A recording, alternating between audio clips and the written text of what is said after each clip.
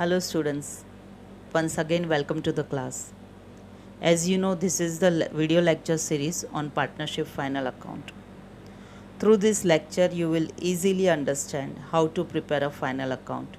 Even you can share this video with your friends so they will also learn to prepare the final account. In last video lecture, you have learned some adjustment in partnership final account. Let's have quick recap which adjustments were there. Closing stock, outstanding expenses, prepaid expenses, pre-received income, outstanding income, new bad debts, provision for doubtful debt or new RDD, reserve for discount on debtor and formula of bad debts, depreciation, interest on capital, interest on drawing, interest on loan taken and interest on loan given. Today we will see some more adjustments of partnership final account. So let's start. Uninsured goods destroyed by fire. Uninsured goods means those goods for which company has not taken insurance, and those goods are destroyed by fire, and because these goods are uninsured, this is the total loss for the company, and therefore first effect trading account credit side, second effect profit and loss account debit side. Example is that uninsured goods worth rupees 9,000 destroyed by fire. The goods worth rupees 9,000 was destroyed and these goods are uninsured, therefore this is the total loss for the company. So let's see the effect in trading account credit side, buy goods destroyed by fire, and in profit and loss account debit side, to loss by fire.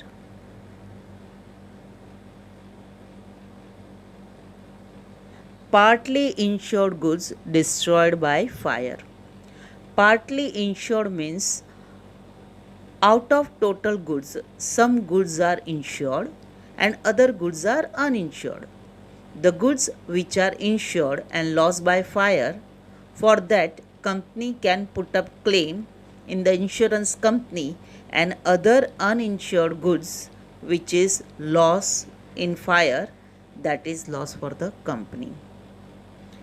Partly insured का मतलब है कि total goods में से कुछ goods का insurance निकाला है, तो जो इंश्योर्ड गुड्स आग में जल गया है उसके लिए इंश्योरेंस क्लेम कर सकते हैं, लेकिन जो गुड्स का इंश्योरेंस नहीं निकाला है और आग में जल गया है वो कंपनी के लिए लॉस है.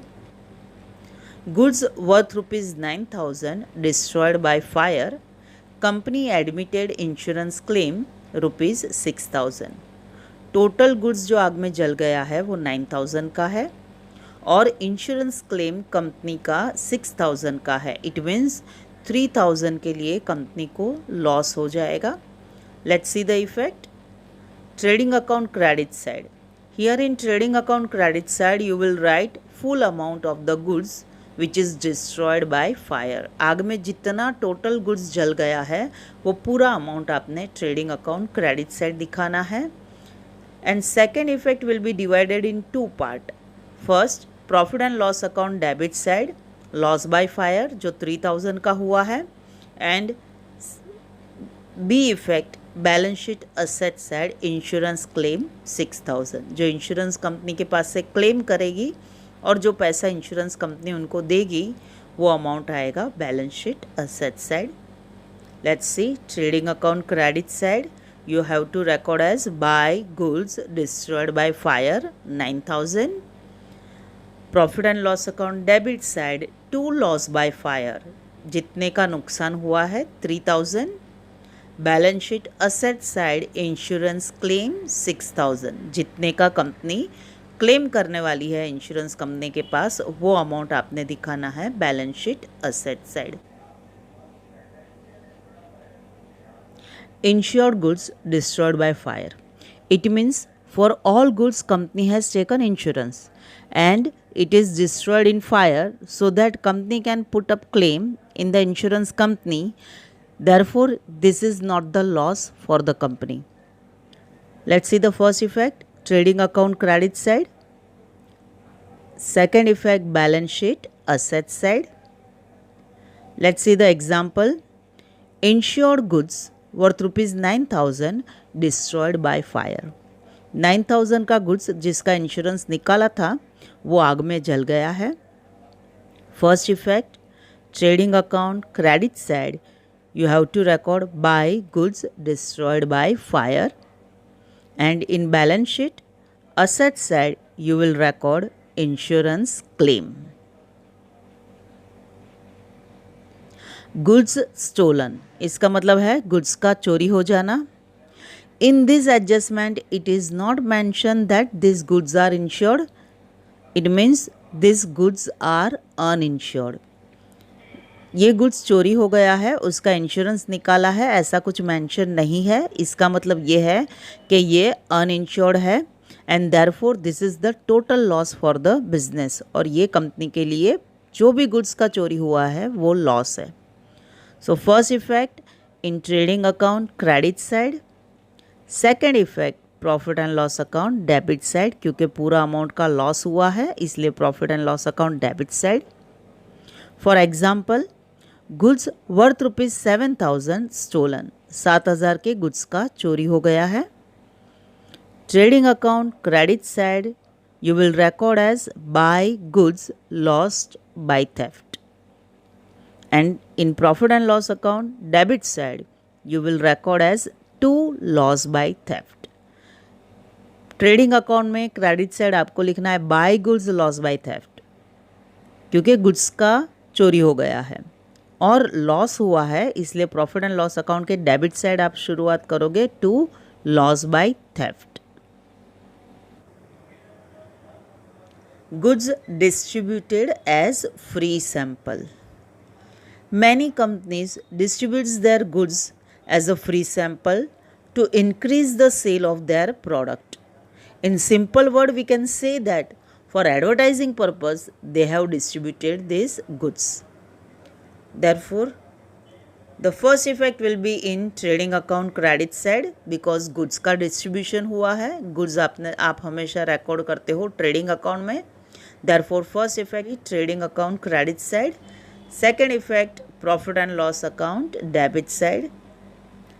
Let's see the example. Goods worth rupees 4,000 distributed as free sample.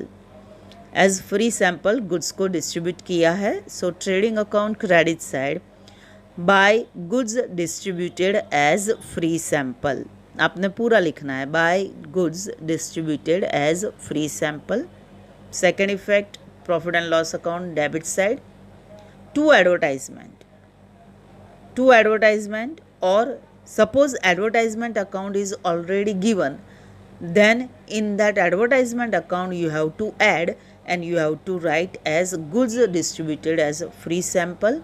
Then amount will be recorded in inner column and that will be added in advertisement amount and it will be recorded in outer column. Profit and loss account के debit side to advertisement करके आप लिख सकते हो. अगर advertisement account already आपको trial balance में से मिला है और आपने यहाँ लिखा हुआ है तो वो एडवर्टाइजमेंट में आपने प्लस करना है और लिखना है goods distributed as free sample. Goods withdrawn by partner for personal use. Many time partners may withdraw goods from the business for their personal use and it is their drawing. And because goods has been withdrawn, first effect will be given in trading account credit side. Second effect in partners capital और current account debit side. यहाँ पर partner ने अपने personal use के लिए goods लिया है. Goods का रिकॉर्ड हमेशा आप ट्रेडिंग अकाउंट में करते हो और सेकेंड इफेक्ट आपने देनी है पार्टनर्स कैपिटल और करंट अकाउंट के debit side. See the example. Goods withdrawn for personal use by partner A rupees 1,000 and by B rupees 1,500. यहाँ पार्टनर का नाम दिया है, किसने कितना विड्रॉ किया है. In trading account credit side you have to record as buy goods withdrawn by partner for personal use A, B and for both you have to record the amount. A का है 1000 and B का 1500. Total you have to record in outer column. In partners capital and current account debit side to drawing. A के column में आपने mention करना है and in B column you have to mention the amount of the drawing. Unrecorded purchase. Purchase of goods during the year always recorded in the purchase book, but by mistake if it is omitted to be recorded then it is called as a unrecorded purchase. जितना भी goods during the year purchase होता है वो हमेशा आप purchase book में record करते हो, लेकिन अगर बाय मिस्टेक कोई परचेस का रिकॉर्ड करना आप भूल गए हो तो उसको कहेंगे unrecorded purchase. For all purchases of the goods company have to make payment to their suppliers who are also known as a creditors. जितना भी गुड्स का परचेस होगा उसके लिए कंपनी को पेमेंट करना है, और कंपनी जो सप्लायर को पेमेंट करती है उसको हम लोग अकाउंटिंग लैंग्वेज में कहते हैं creditors. And therefore the effect will be given first trading account debit side add in purchase. Purchase में आप ऐड करोगे. Second effect balance sheet liability side add इन क्रेडिटर. आपने इसको परचेस में भी ऐड करना है और क्रेडिटर में भी ऐड करना है. For example goods worth ₹9,000 was purchase but omitted to be record. Purchase हुआ है बट लिखना रह गया है. Therefore first effect trading account debit side to purchase add unrecorded purchase. आपने यहाँ अनरिकॉर्डेड परचेस को प्लस करना है. In balance sheet liability side creditors add unrecorded purchase. यहाँ परचेस में भी ऐड होगा, क्रेडिटर्स में भी प्लस करना है आपने unrecorded purchase. Unrecorded sale. Sale of goods is an income for the company. It has been recorded always in the sales book, but when by mistake it is forgotten to be recorded, it is called as an unrecorded sale. Sale of goods company के लिए income है, वो हमेशा हम लोग sales book में record करते हैं, बट बाय मिस्टेक अगर रिकॉर्ड करना रह गया है तो उसके लिए हम लोग कहेंगे उसको unrecorded sale. For all sale company will receive the payment from their customers and these customers are known as the debtors from whom company is going to receive the money of sale. goods जिसको cell होता है वो हमारे लिए customer है, और accounting language में हम लोग उसको डेटर के नाम से जानते हैं. उनके पास से हमें जितना भी गुड्स हमने उनको सेल किया है उसका पैसा लेना है. इसलिए first effect in trading account credit side add in sale. Second effect balance sheet asset side add in debtor. यहाँ सेल में भी ऐड करना है और डेटर में भी आपने ऐड करना है. For example goods worth ₹5,000 was sold but not recorded in the book. 5,000 का गुड्स सेल हुआ है बट बुक में रिकॉर्ड नहीं हुआ है. In trading account credit side by sales add unrecorded sale. Sale में आपने प्लस करना है. In balance sheet asset side debtors add unrecorded sale. Debtor में भी आपने उसको प्लस करना है. Bill receivable dishonour. Bill receivable is the document which is accepted by the customer and promise to make payment on due date. Bill receivable वो document है जो customer ने एक्सेप्ट किया है और प्रॉमिस किया है कि वो ड्यू डेट को पेमेंट करेगा. When customer fails to make payment on due date, it is called bill receivable dishonor. जब भी कस्टमर ड्यू डेट को बिल का पेमेंट नहीं करता है तभी उसको कहेंगे bill receivable dishonour. In such a situation company में allow some more time period so that they can make payment afterwards. ऐसी सिचुएशन में कंपनी उनको कुछ और समय दे सकती है जिसकी वजह से वो बाद में अमाउंट का पेमेंट करे. And this customers are known as a debtors. ये कस्टमर्स को हम लोग डेटर्स कहते हैं. And therefore first effect will be less from bill receivable in balance sheet asset side. Bill receivable में से आप लेस करोगे. Second effect add in debtor in balance sheet asset side. Second effect आपने उसको debtor में add करना है। Bill receivable और डेटर दोनों ही असेट है, इसलिए आपने इफेक्ट देनी है बैलेंस शीट में। For example bill receivable include dishonour bill of 3000। यहाँ पर बताया कि बिल रिसीवेबल में एक बिल ऐसा है जो 3000 का है और वो डिसऑनर हुआ है।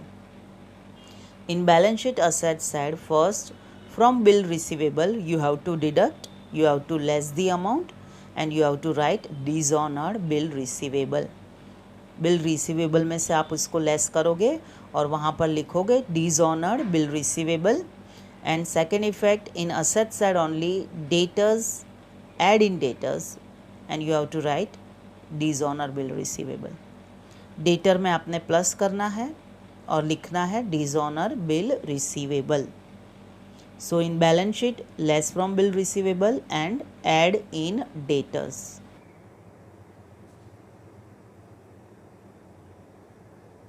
Bill payable dishonor. Here company had accepted the bill and promised to their supplier to make payment on due date. यहाँ पर कंपनी ने बिल एक्सेप्ट किया है और अपने सप्लायर्स को प्रॉमिस किया है कि वो ड्यू डेट को पेमेंट करेंगे। But for some reason if company fails to make payment it is called as bill payable dishonour.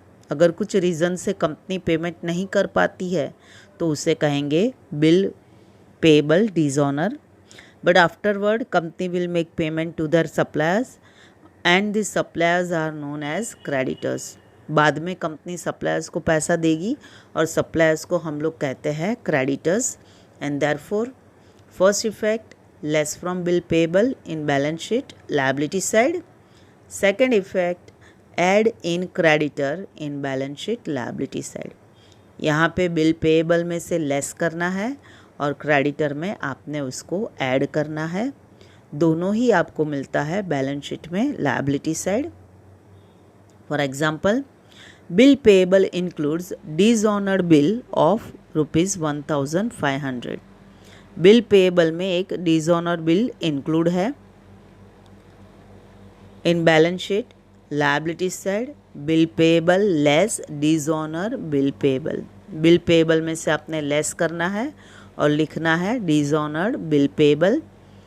After deducting amount will be recorded in outer column. Second effect creditors में add dishonour bill payable. Creditors में आप उसको add करोगे और plus करने के बाद amount आप लिखोगे आउटर कॉलम में। So both effect will be given in liability side. In bill payable you have to less, in creditor you have to add. In this lecture we have seen few adjustments of partnership final account. In next lecture I will explain some more adjustments related to the partnership final account.